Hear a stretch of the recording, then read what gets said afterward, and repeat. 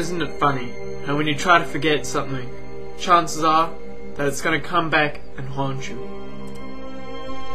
I remember the day as though it were yesterday. New York, 1935. Me, Frankie and Polly had just established ourselves as the most powerful gang of our time through multiple illegitimate businesses that other gangs were trying to get into. One such gang was that led by Don Salieri and his men.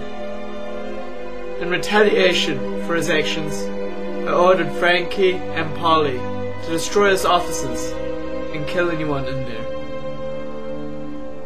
If only I could go back and change my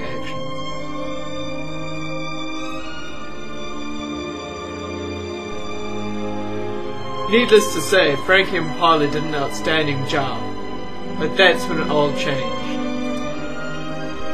That phone call started everything. Frankie said that Polly was already dead and that he was hit pretty bad. At that instant, I couldn't think. It was as though my brain stopped functioning. I jumped into the car and drove as fast as I could to try and help Frankie out. He was my best friend after all. I didn't want him to die. But unfortunately that night, it wasn't supposed to be. As I saw Frankie lying there on the sidewalk, I knew it was bad. No man should have to go through the pain of having his best friend die in his arms like I did.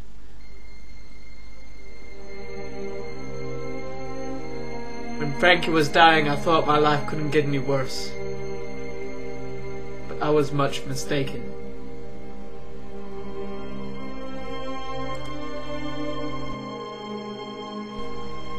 I saw my wife then, staggering towards me bullet-ridden.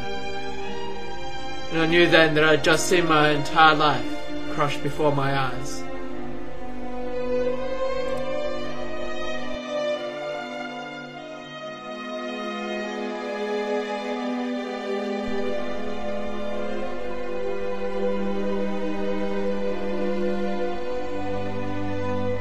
For all my years of being on this earth, I've never forgotten the look on her face as she died in my arms.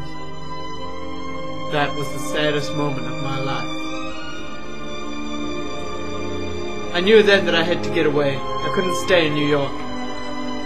So I drove to my office, like a coward. Go get my money.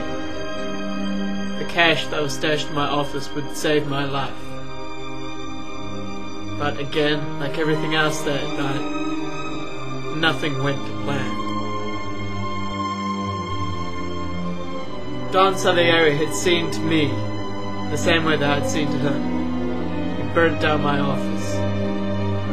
I knew then that I had nothing. So I drove away. Like the filthy, stinking coward that I am. I drove without friends, without family, without money, without knowledge of where I was going. I just drove to a new city and a new life.